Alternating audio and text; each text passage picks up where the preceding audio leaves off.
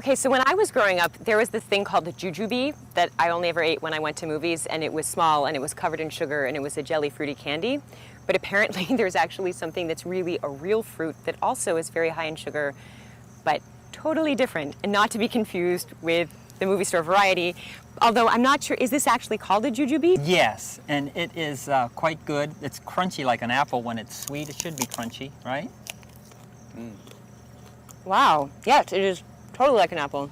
Yeah, but a little sweeter. Mm-hmm. And they're used a lot in the kitchen, probably 50, 60 ways in China and places like that. Really? But eat this one fresh, or if it is steamed, sometimes added sweetener, but they'll turn into dates, and they're called red dates. You'll see them in the Asian markets called red dates.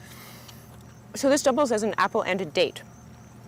Tell me how that works. So where do you, is it this for, are there different varieties that are used in this way, or is it different times of year that they can be used in those ways? No, it's pretty much that you have to make them into a date by cooking them into, into some sweetener.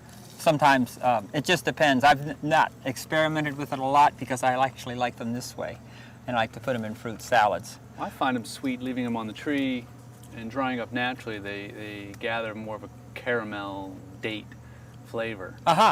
Okay. Yeah. So all right. How do you know when these are ready to pick?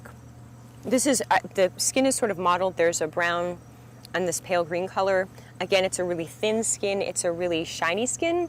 I'd say, again, like a plum skin for lack of a better comparison, but it's not, it won't peel off. And this is crunchy, but it's crunchy like maybe a slightly underripe pear or a drier apple.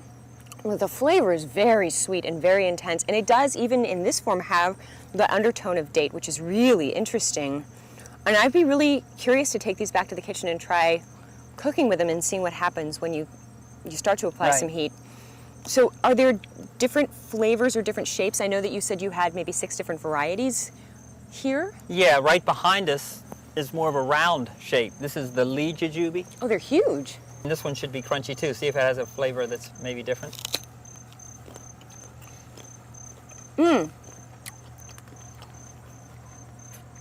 Yeah. Now, usually they're totally brown when they're ripe. And I think because we had 10 inches of rain about 10 days ago, it took on a lot of water and it ripened maybe a little quicker, and maybe I saw some cracks on it. So, and some of them actually are overripe on the tree now.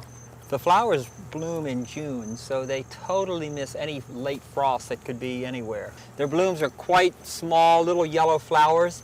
They smell like really sweet, like knee-high grape juice or something like that. Have a really beautiful smell, especially at night if you're walking through the orchard or walking through your backyard. I found this one on the tree. And Michael, is this more of what you were speaking to, that sometimes you let them just dry on the tree? Yeah. Now this should have a little more caramelized, concentrated sugar to it. Being on a tree. Almost tastes like a baked apple now. Really? Right. Quite different than... I'm going to find one more variety, and I'm exiting left. I'll be back. This actually, that's a great, it tastes exactly like a baked apple. They're delicious. The concentration of flavors. The texture is also like a slightly dried baked apple. That's amazing.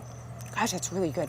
And again, a very disease-free, again, look at the health of the leaves this late in the season. This is a beautiful, small landscape tree, fit into many nooks and crannies.